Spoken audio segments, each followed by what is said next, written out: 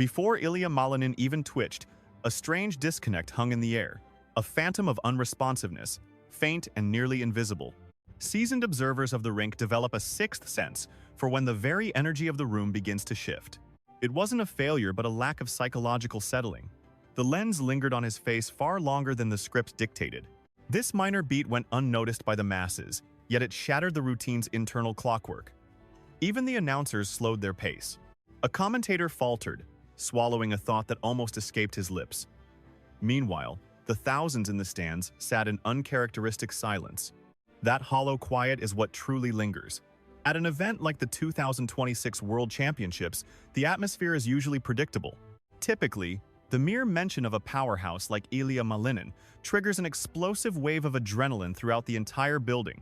Expectation normally ignites into a roar the second he is announced. This time, the spark failed to catch, leaving a beat of empty space. Such a stutter in the world's heartbeat suggests a hidden gear is grinding out of place. Not in a way you can see. It wasn't a flaw you could point to, only a sense of wrongness.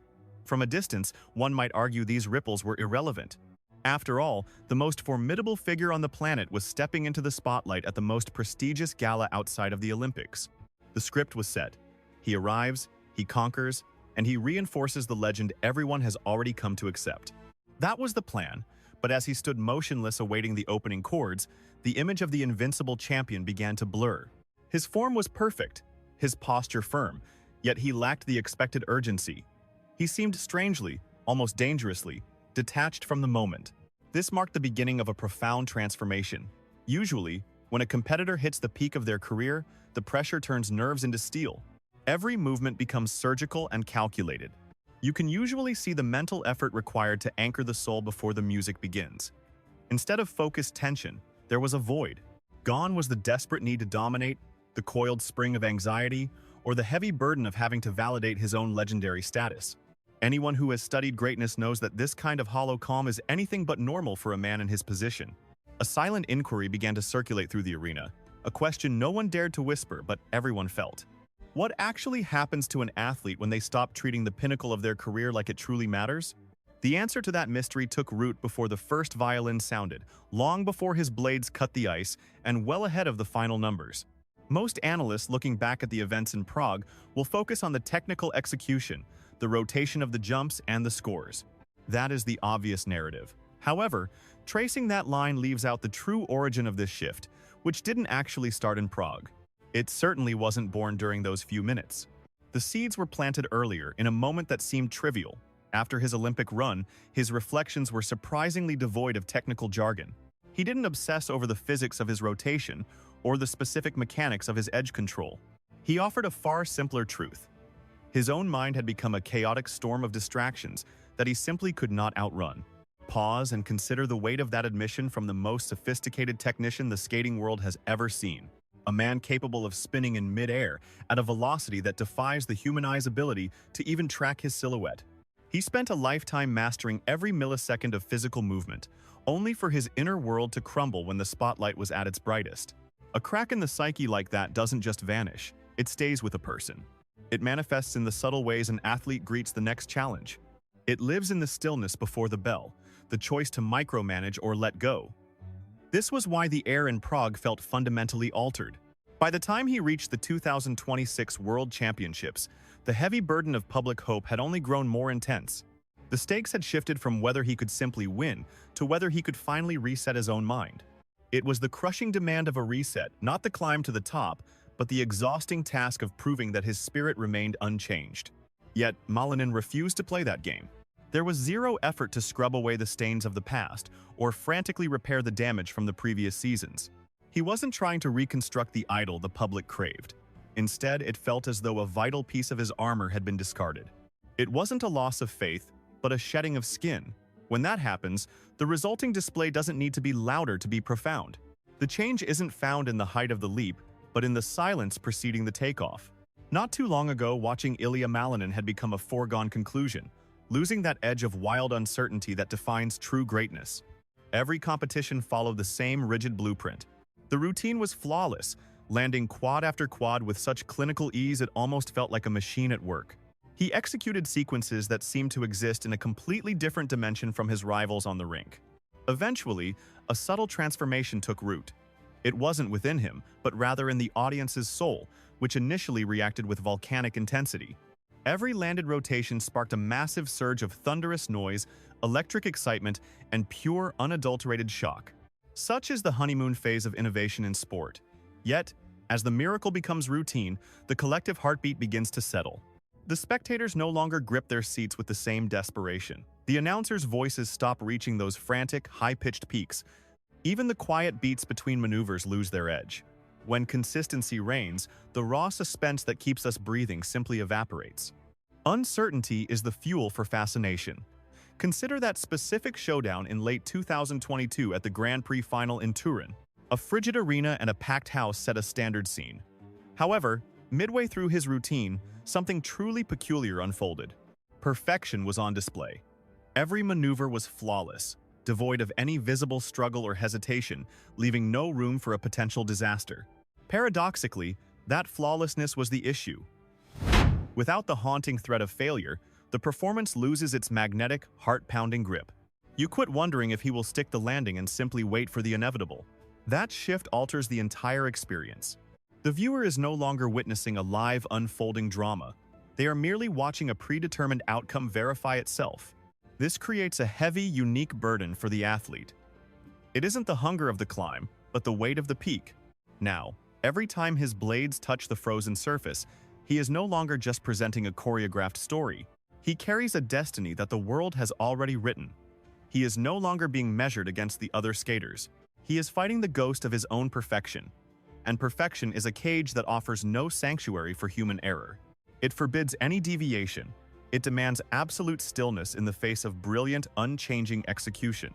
While the exterior remains polished, a silent pressure begins to crystallize within not a looming collapse, but a subtle erosion surfacing much later. When the cracks finally appear, they are rarely spectacular.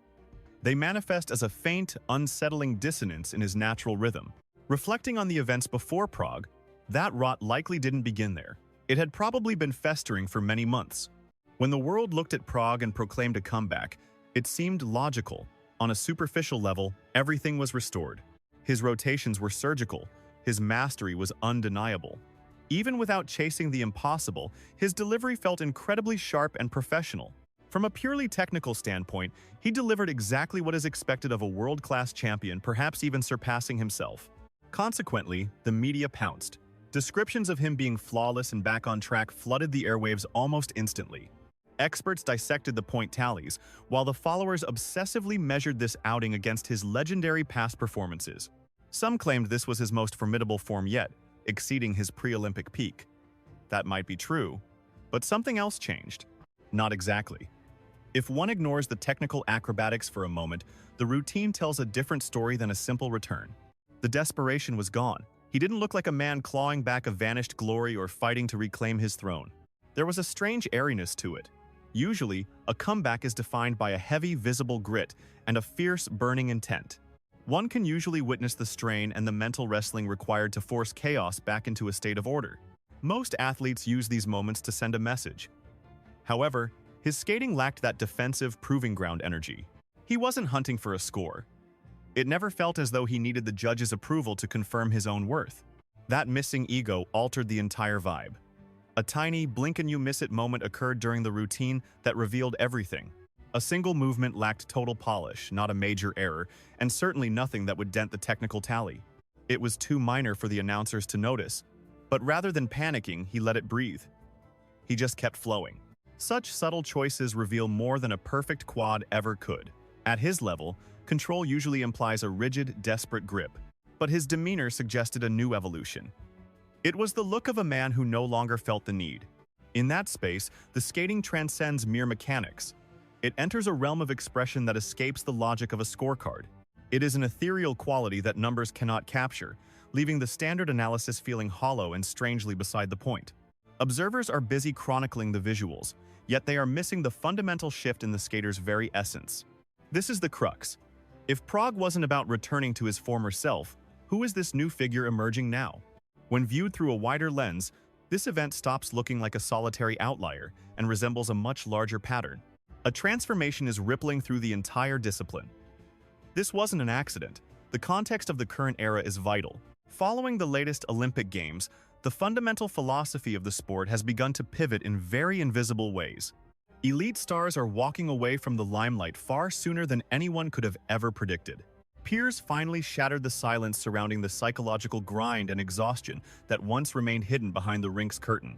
No grand fanfare preceded it, yet a tectonic shift felt undeniable the moment Ilia Malinin touched the ice in Prague. There was no loud manifesto, only a quiet, unsettling stillness that spoke louder than any shout. He stepped into the spotlight with a completely transformed spirit. From the stands, an observer might have seen the same old routine. The jumps landed, the scoreboard climbed, and the lead was secured. Those facts are objective, yet a deeper alchemy was at work. When a competitor of this caliber alters their internal frequency, even by a fraction, it doesn't just impact one night, it begins to rewrite the very DNA of their future career. Sometimes, that evolution isn't found in what is added, but in the heavy baggage that is finally discarded. The crushing need to validate every whisper of expectation had evaporated, leaving no visible trace of the burden behind. The change lived in the spaces between movements, like an opening sequence where he refused to be rushed by the clock. He clung to a singular edge, just a heartbeat longer than necessary. A subtle rebellion that threw the entire rhythm into a new dimension. Tempo in this arena is a truth teller. When a skater is desperate to win, their every motion tends to constrict and tighten. They become a portrait of rigid precision. But when the ghost of the chase is gone, the performance finally begins to breathe. Subtle, yet hauntingly clear. If that transformation is real, then Prague wasn't a simple comeback story. It was something far more cryptic and potentially world-altering. It was a psychological pivot. If this new mindset takes root, it won't just change his scores. It shifts the very ground beneath his rivals' feet. In Prague, the traditional narrative didn't survive the first note of music. The question was never about technical delivery. That part of the enigma had already been solved through sheer athleticism. The judges confirmed the numbers, and the top of the leaderboard became his familiar territory once again. But to stop there is to miss the haunting beauty of the moment. This performance didn't end a chapter, it ignited a new fire. You could hear the hesitation in the post-skate analysis. The words were shaky and indirect. Observers circled an idea they couldn't quite grasp, calling him calmer or unbound without ever touching the truth.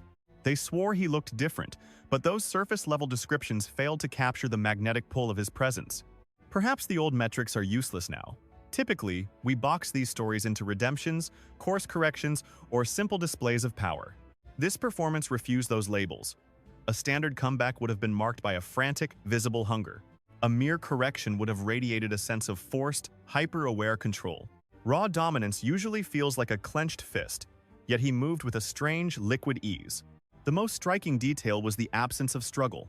No chase, no reclamation of lost pride, no frantic mending of a broken image. That void invited a much more profound and lingering question. It wasn't about his return to form, but what happens when a champion no longer needs the validation of form? He is playing a new game. This version of the athlete seems entirely uninterested in the exhausting act of proving himself. He is immune to the usual pressures and ignores the traditional path, making his next move a mystery with two possible fates. The first path is comfortable. Everything proceeds exactly as the world expects it to. The routines stay flawless, the marks remain high, and the old story settles back into its familiar groove. Prague becomes just another data point. But there is a second, more shadowed possibility. The internal shift we felt might not be a passing phase, but a quiet deepening of his very soul. If that is the case, the real difference won't be found in the cold light of the judges' scores. It will appear in how the moments bend to his will and how opponents struggle to fight a ghost they cannot see.